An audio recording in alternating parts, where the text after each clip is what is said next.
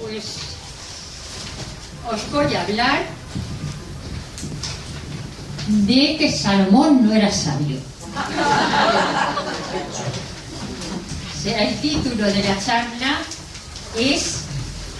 continúa la línea, es como una segunda parte hacia una crítica de la razón patriarcal. Crítica de la razón patriarcal. Salomón no era sabio. El sabio Salomón y el acta fundacional de la maternidad normativa. Bueno, espero que tengáis paciencia porque es un poco de todo. Pero el argumento necesariamente es complejo. Las filósofas somos así de tochos. Y creo que en este momento es muy importante el tema del aborto. Y el tema del aborto tiene supuestos teóricos complejos. Supuestos teóricos complejos y que hay que manejar, debatir con ellos. Y que el subtexto en este momento de Salomón no era sabio sería Gallardón no era sabio, no es sabio. Por lo tanto es importante que le demos una vueltecita a la Biblia, una vueltecita a algunos clásicos, clarifiquemos ciertos conceptos fundamentales que están en la base luego de las políticas sobre el aborto, que para las mujeres son algo esencial. Son algo que afecta a la mujer como ser humano, nada menos que eso, que la mujer sea ser humano o que no sea ser humano. Solo eso, y nada menos. Bueno, por tanto, el sabio Salomón y el acta fundacional de la maternidad normativa. La sabiduría patriarcal ha determinado que en el caso de las mujeres no vayan. Esto se oye bien, ¿no?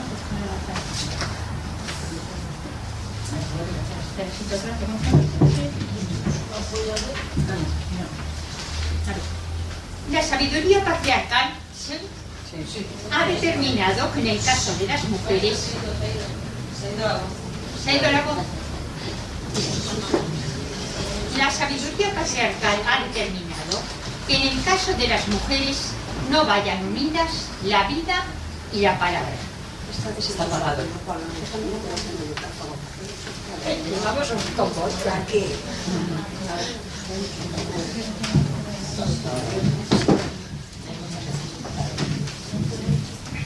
No vayan unidas la vida y la palabra. La vida que da la mujer es mostrenca.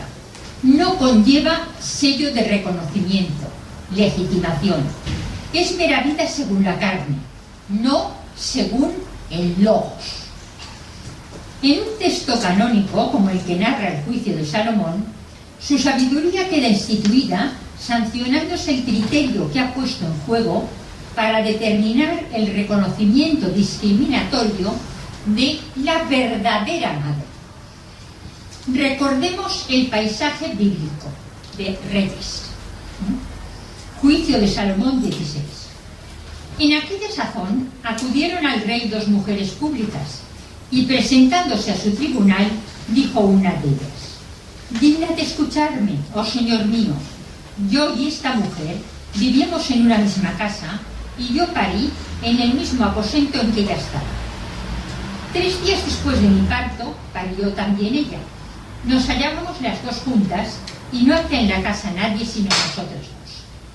Mas el hijo de esta mujer murió una noche, porque estando ella durmiendo lo sofocó.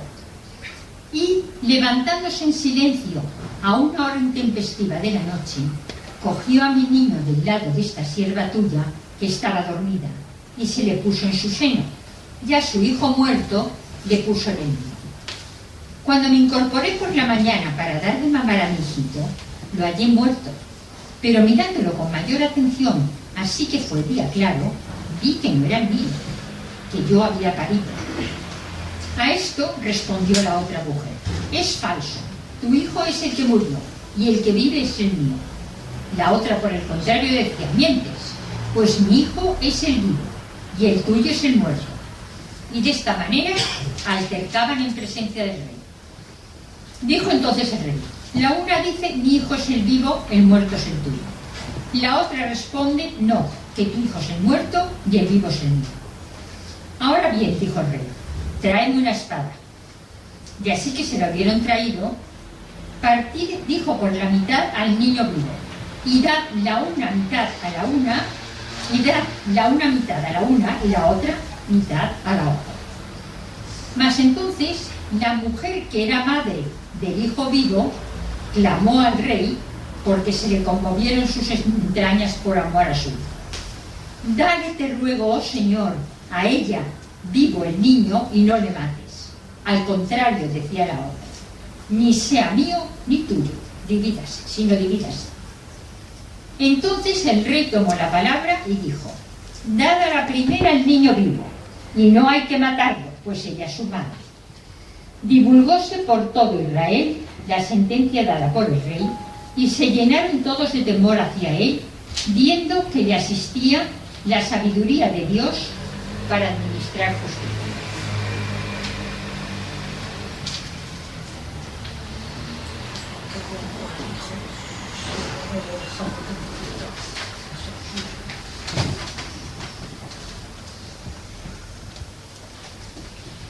Recordemos el pasaje.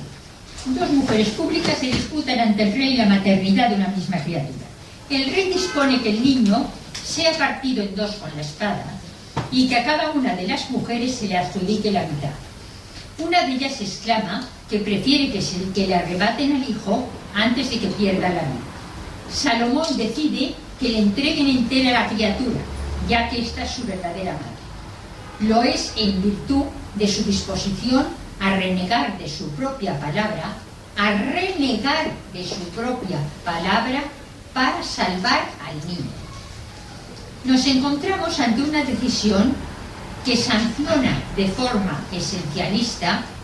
Así se comportarían todas las mujeres que son verdaderas madres frente a las mercenarias, lo que podría considerarse el canon de la maternidad normativa. Madre es la que quiere la vida del hijo, aunque se lo arrebaten, a una costa de su propia deslegitimación, de la descalificación de su propia palabra.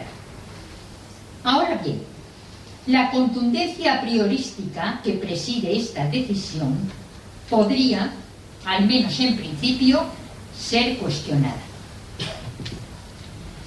Sería posible formular la pregunta: ¿por qué no podría ser la verdadera madre la que se resigna a la muerte del hijo antes de que se lo arranquen, deslegitimando su testimonio, es mi hijo? Se nos respondería que no. La que pone el logos por delante de la vida no realiza, por definición patriarcal, la esencia de la maternidad. Se le entrega el niño como premio a la que se desmarca de su propio testimonio. En definitiva, no es de extrañar que el testimonio de las mujeres siempre haya valido muy poco. El rey sabio Salomón sentó doctrina y fundó escuela. Para muchos pueblos, el testimonio de una mujer, cuando se acepta, vale la mitad que el de un hombre. De Salomón a Hegel. Pero es que, además, si se nos permite dar un salto en la historia, desde Salomón hasta Hegel, nos encontramos con que a la mujer se le adjudica interés y amor no por su hijo concreto, sino por el hijo entendido en clave de realismo de los universales.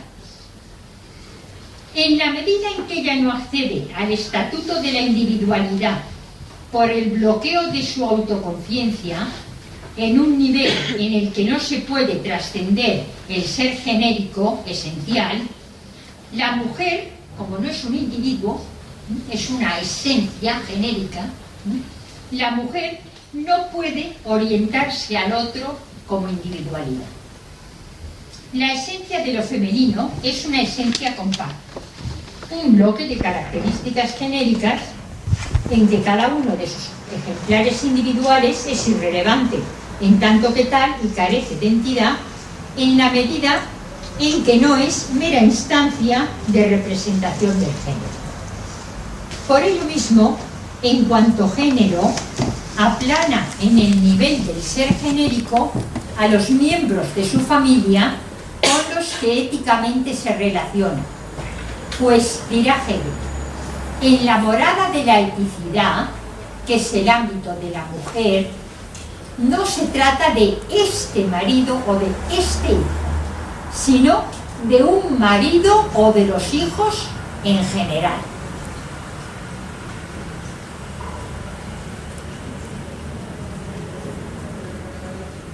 Como si Salomón hubiera podido escuchar a Hegel, no procedía a guiarse por características individuales de la criatura o de la madre para su adjudicación, tampoco por supuesto por el ADN.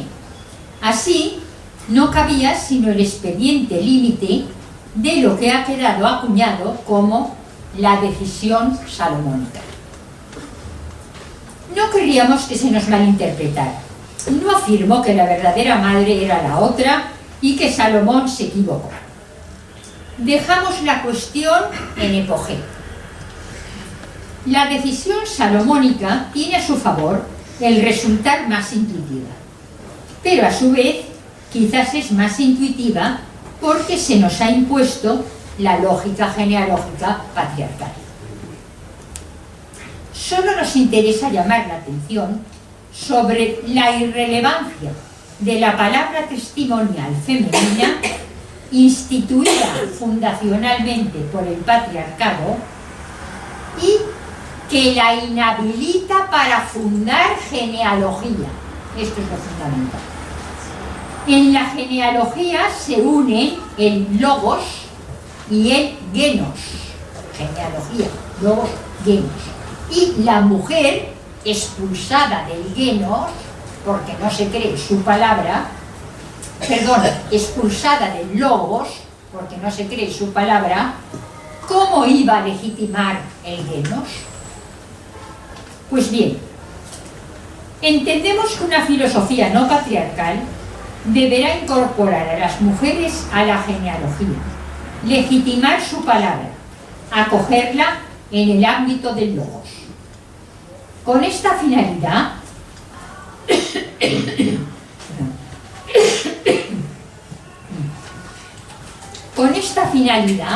emprendemos la tarea de reconstruir y, cuando proceda, desconstruir las categorías genealógicas patriarcales que han estado en la base de su exclusión. Y nos remontaremos de este modo a Aristóteles, pero esto en otro modo. Hoy, ¿qué pasa? Interrupción voluntaria del embarazo y genealogía femenina. Claude Lévi-Strauss, en su reconstrucción estructural de la mitología americana, le dedica una especial atención a la que hace referencia al tema de la periodicidad. Esta mitología hunde sus raíces en el Neolítico y narra el origen de las plantas cultivadas, que aparece relacionado con los relatos míticos relativos a esta temática: la alternancia de las estaciones, del día y de la noche, así como de los ritmos periódicos que tienen lugar en el organismo de la mujer. Empíricamente se constata que, a diferencia del masculino, el organismo femenino es periódico, y la periodicidad en este complejo mitológico es valorada como el orden cósmico y orden social. Parecería derivarse de ahí que es la mujer quien debe imponer los ritmos cósmicos, pero no. Es la cultura la que regula la naturaleza. Y en esta mitología, que es desde este punto de vista una elocuente ejemplificación de la ideología patriarcal, aparecerá la mujer en tanto que naturaleza normativizada por los designios de la cultura que vienen ejemplificados por una instancia masculina. Como en todos los mitos, se parte de lo que podemos llamar el punto cero, que nos representa el mundo al revés, connotado como un mundo tanto imposible como indeseable. El ciclo mitológico que concretamente sirve de contexto al relato del origen de la periodicidad fisiológica femenina es el llamado ciclo de las esposas de los astros, que narra en sus diversas variantes la alianza matrimonial entre un astro y una mortal. Pues bien, en el origen, y ejemplificando así el mundo al revés, la mujer aparece como caótica, sin ciclos menstruales, ni por tanto partos previsibles. Tuvo que ser el demiurgo celeste, padre de luna o de sol según las variantes, y suegro por tanto de la esposa mortal, el que impusiera un comportamiento cíclico al organismo femenino. Había que someter a la mujer a reglas en el doble sentido de imprimir en su cuerpo los ritmos cíclicos, las reglas, y de doblegar su comportamiento a las normas sociales, también reglas, en consonancia con un mundo ordenado en el plano social y en el plano cósmico. Y así como en el ámbito fisiológico se encarna en el período femenino, en el ámbito social vendrá a sustanciarse en la sumisión de las féminas a reglas sociales que decretan su subordinación a los varones. Podríamos afirmar que la lógica de la mitología patriarcal pone de revés lo que prima facie parecería ser el orden lógico. Dado que las mujeres son seres reglados, deberían ser ellas quienes impusieran las normas. Sin embargo, aparecen como su sujeto pasivo, como teniendo que obedecer a quienes tienen un organismo aperiódico, si debe ni haberlo, siendo así que la periodicidad es connotada como lo culturalmente más valorado. La mujer no podrá de este modo autonormarse ni normativizar nada. Le debe su normatividad al patriarca, que por su parte no está orgánicamente sometido a reglas que serían el pendant sociocultural del orden cósmico, ni a reglas sociales que les fueran impuestas a las mujeres. El mito patriarcal incluye así en lo que llaman los lógicos la falacia naturalista, o sea, la derivación de un enunciado de carácter normativo que afirma algo concerniente al deber ser a partir de premisas puramente descriptivas que se refieren solamente a aquello que es. Se lleva a cabo un juego semántico ilícito con la palabra regla. La mujer, sometida de hecho a la regla, en cuanto a la periodicidad orgánica, debe someterse de derecho, o sea, el salto ilícito, derecho al derecho, a las reglas del orden social patriarcal. He aquí un salto injustificado del orden del ser al del deber ser. Estar sometidas a reglas, que es nuestro destino orgánico, se convierte en la lógica patriarcal del mito en nuestro destino social y cultural. Pues es el demiurgo quien ha dado a la mujer, que en un principio era caótica, la pauta natural y cultural de la periodicidad. Lévi-Strauss, de forma muy empática, reconstruye así la lógica del mito en un texto muy significativo. En su inocencia primitiva, la mujer no padecía las indisposiciones mensuales y paría de forma súbita e imprevisible. El tránsito de la naturaleza a la cultura exige que el organismo femenino se vuelva periódico. pues el orden social, tanto como el cósmico, quedarían comprometidos en un régimen anárquico bajo cuyo imperio no se sustentarían mutuamente la alternancia regular del día y la noche, las fases de la luna, las indisposiciones femeninas, la duración fija del embarazo y el curso de las estaciones. Es pues, en tanto seres periódicos, como las mujeres corren el riesgo de atentar contra el orden del universo. Su insubordinación social, a menudo recordada por los mitos, ofrece una imagen anticipada, en forma de reino de las mujeres, de un peligro que sería infinitamente más grande y grave, el de su insubordinación fisiológica. Así, es preciso que las mujeres estén sometidas a reglas cuya naturaleza fisiológica atestigua la solidaridad que une los ritmos sociales y los ritmos cósmicos. Acaba la cita de Claude Lévi-Strauss, mitológicas. Estas reglas se las ha decretado el demiurgo celeste. Así, vuelvo a citar a Lévi-Strauss, la cultura pasa del suegro a la nuera en el curso del mito, y lo que es más, esta transmisión afecta al modo como se manifestará en adelante la cultura. Lo que el hombre le ha enseñado como lección, la mujer lo vivirá como despliegue en sus funciones fisiológicas. El uno culturaliza, si pudiéramos decirlo así, lo que antes no era, sino naturaleza. La otra naturaliza lo que no era, sino cultura. Al pasar del hombre a la mujer, el verbo se ha hecho carne. Curiosamente, cuando resulta que el verbo pasa de la mujer al varón, la carne se hace verbo, como ocurre en el magisterio socrático según su propia autointerpretación.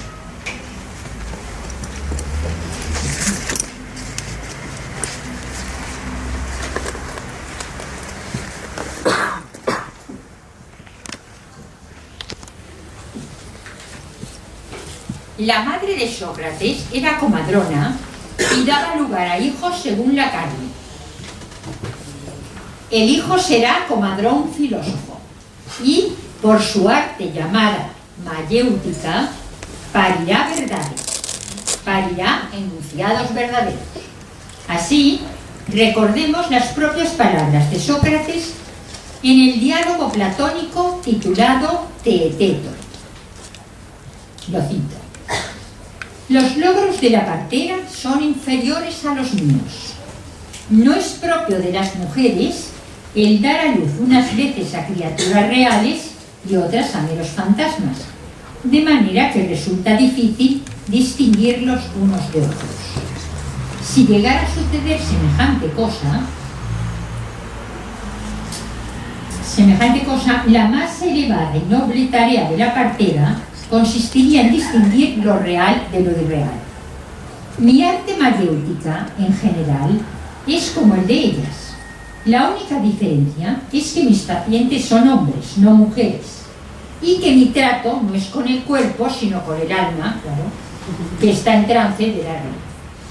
Y el punto más elevado de mi arte es la capacidad de probar por todos los medios si el producto del pensamiento de un joven es un falso fantasma o está, en cambio, animado de vida y de verdad. Acabo la cita. Sócrates es aquí la verdadera comadrona. Y en relación con este estatuto que se autoasigna, el oficio de su madre, que debería funcionar como el supremo analogante de la imitación, de la mímesis, como lo ha señalado Amalia González, paradójicamente sufre el efecto de la varita anti-rey Midas. Sabéis que el rey Midas todo lo convertía en oro. Pues aquí en cambio es el efecto de la varita anti-rey Midas, Como todo lo femenino, se devalúa. La comadrona es menos que la comadrona. Así como al pasar del hombre a la mujer, el verbo se hace carne, al pasar de la mujer al varón, de la madre al hijo, lo que era del orden de la carne se transpone al orden del verbo. El conocimiento verdadero, la palabra verdadera del logos. Y correlativamente, la verdadera techné, palabra técnica de fabricación, la verdadera técnica será aplicada no a las mujeres sino a los varones, es decir, a los portadores del logos, de la palabra verdadera. A su vez, si la vida natural dada por las mujeres es del orden de lo indiscernible, de lo epistemológicamente no convalidado, no distingue entre criaturas reales e irreales, recordar el juicio de Salomón, Sócrates no distingue las reales y las irreales, la vida que inviste Sócrates, la verdadera comadrona, es vida legitimada, contrastada con la facultad de ejercer un conocimiento discriminatorio entre lo verdadero y lo falso. Aquí es el varón el que discrimina. Pero entonces es lo verdadero y lo falso, no la vida verdadera y la vida falsa, no la mera vida. Las metáforas ginecológicas abundan en la historia de la filosofía y no son en absoluto inocentes, como no lo es ninguna otra metáfora. Son metáforas, afirmaba Richard Rorty, más que conceptos, lo que determina la mayor parte de nuestras concepciones filosóficas. Nos encontramos así en el debate acerca de la interrupción voluntaria del embarazo con una ideología que tiene un soporte ancestral. La ideología patriarcal está en función del poder y en tanto que tal es un hueso duro de roer para nosotras las mujeres. Nuestra lucha no es solo por un recateo de supuestos despenalizadores o de plazos. Se juega nada menos que la concepción misma de la reproducción de la vida de la especie, lo que permite a su vez la concepción de nuestra especie misma. Es pues un tema cargado de implicaciones filosóficas. Volveremos sobre ello. El género masculino, como lo hemos podido ver, se instituye en el monopolizador de la legitimación de la vida. Se considera que las mujeres no son competentes para ello por carecer ellas mismas de autonomía. Ya protestaba Mary Wollstonecraft en su Vindicación de los Derechos de la Mujer de 1792 contra el hecho de que las féminas hubieran de ser tutorizadas, condenadas a la heteronomía moral, a recibir, decía, la ley de la razón de segunda mano. De acuerdo con el lema operari sequitur esse, se opera según se es, un ser heterónomo concebirá y parirá de acuerdo, se pretende, con los designios de la naturaleza. Y ello se justifica utilizando el concepto de naturaleza en el doble sentido de aquello anárquico que debe ser controlado, domesticado y regulado por la cultura, la instancia racional y por tanto humanizadora por una parte. Pero por otra, se juega con el sentido ilustrado de la naturaleza como paradigma normativo, como deseable orden de las cosas. Así, como lo hemos puesto de manifiesto en otra parte, en una crítica de la razón patriarcal, de hace muchos años, la mujer es naturaleza en el primer sentido porque así ha sido decretado por naturaleza en el segundo sentido. Es la naturaleza misma la que quiere que ella sea y se comporte como naturaleza. Operari sequitur esse. Se explota así el juego ideológico del concepto tal y como ha funcionado en la historia ideológica y patriarcal. Quienes llaman al aborto asesinato ponen de manifiesto hasta qué punto puede abusar del poder quien pone nombres a las cosas. Nosotras preferimos jugar y pedir que aquellas en cuyos organismos se elabora el proceso de la reproducción de la vida de nuestra especie gestionen y no meramente gesten este proceso de forma consciente e intencional, como corresponde al modus operandi de lo específicamente humano. Es indispensable, pues, una ley de plazos. La contemplación de determinados supuestos debe ser rechazada no ya porque los supuestos sean más o menos generosos, sino por una cuestión feminista de principios. Están sujetos a la interpretación de los otros, lo que se relaciona con los prejuicios ancestrales que asocian lo femenino con la incapacidad de autonormarse racionalmente, de atenerse a una legalidad que no venga heterónomamente impuesta, patriarcalmente impuesta, en suma.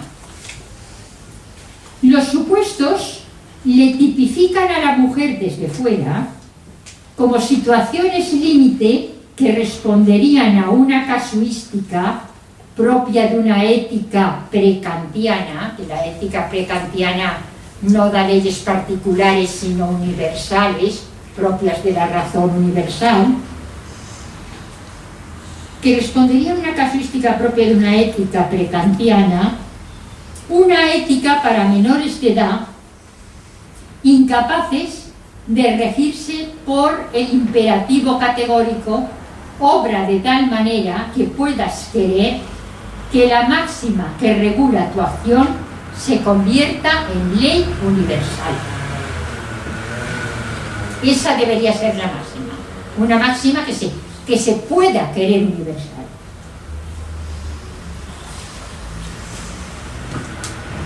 Pero, por si fuera poco, se decide también desde fuera que si el caso de determinada mujer, se decide también desde fuera si el caso de determinada mujer está subsumido bajo alguno de los supuestos en cuestión. La ideología patriarcal sobre la maternidad mantiene una contradicción curiosa. Por una parte, estima que la mujer está hecha para la maternidad, que la maternidad humana es un instinto y que, por tanto, ni puede ni debe interferir con su programación vital individual. Pues, como lo han afirmado diversos filósofos, Kierkegaard, Ortega y Gasset, entre otros muchos, la mujer es un genérico, no es un individuo, sino un genérico. No tiene propiamente principio de individuación. Es una ejemplificación inesencial de una esencia, la esencia de la feminidad, que se define, ante todo, por la función reproductora. Pero, por otra parte, los mismos sesudos patriarcas sospechan que si se les da a las mujeres opción legal para abortar, para interrumpir legalmente su embarazo, poco menos que abortarían casi todas. Sería un coladero. En el fondo se piensa que las extensas madres por instinto natural son unas zorras. ¿En qué quedamos? Contradicen con sus sospechas la adjudicación naturalista de inclinaciones maternales que hacen a la mujer.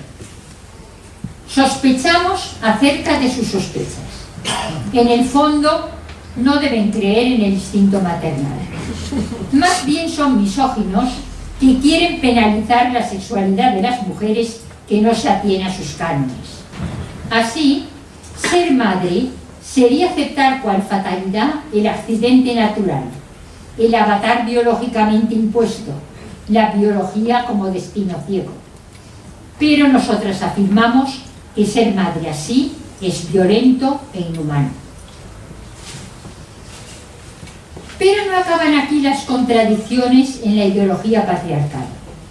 Los mismos que condenan el aborto no consideran, al menos con sus prácticas, que la vida indubitablemente humana, es decir, la de la persona nacida, naturaleza racional con capacidad para la existencia separada, suppositum, la llamaban así los escolásticos en el siglo XVI, de una manera mucho más fina de como lo hacen ahora, y por tanto sujeto indiscutible de derechos, sea un valor en sí. Entienden que la vida hay que enviarla al combate para convalidarla. Teológicamente, Hegel lo formuló así en la dialéctica del amo y el esclavo, en su fenomenología del espíritu. El Señor es Señor porque ha superado el miedo a la muerte, arriesgando su vida en el combate y demostrando de ese modo, al trascenderla en la búsqueda del reconocimiento al mérito guerrero, que hay que legitimarla para constituirla en valor. El siervo ha temblado cobardemente, y por ello su vida, empantanada en la inmanencia, es la de una conciencia servil y dependiente del amo. La institución de la genealogía patriarcal está, de este modo, ligada a esta concepción de la vida como trascendencia que resulta ser la vida legitimada. Podemos contrastarlo tanto en la significativa epopeya filosófica hegeliana como en la práctica de quienes envían gentes a los ejércitos, en los que ya no arriesgan su vida los señores del mundo, sino los siervos reclutados entre los más desarrapados de ambos bandos. Curiosamente, las delicadas sensibilidades que condenan el aborto por su apasionado e incondicional aprecio de la vida no suelen poner el mismo énfasis ni desplegar la misma militancia en la condena de las guerras. Véase en España el caso de la guerra del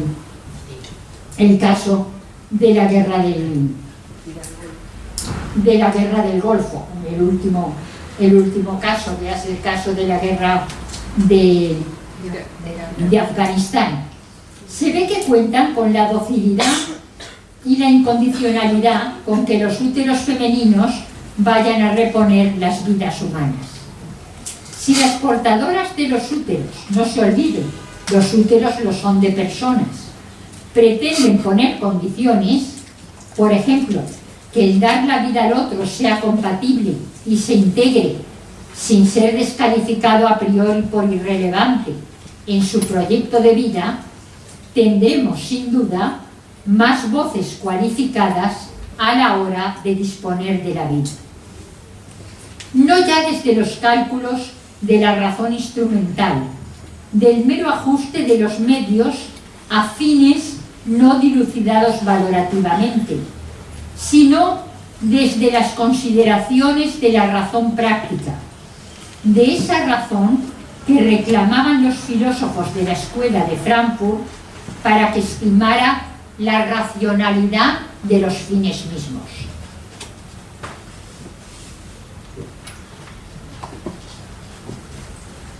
A lo que añadimos nuestro propio énfasis, tanto de los fines del varón como desde los de la mujer.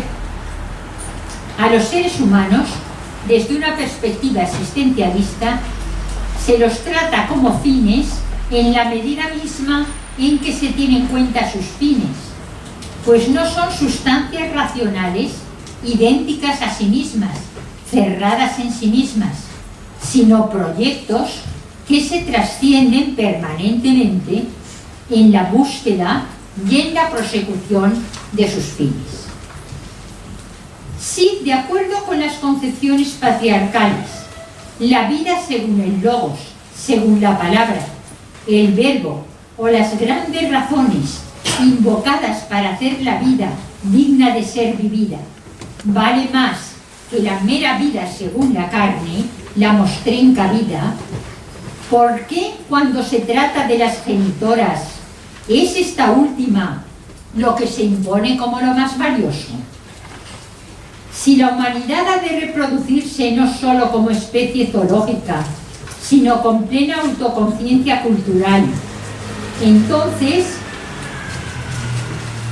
como dice Silvia Beghetti, la maternidad implica, además de la preparación de un útero receptivo,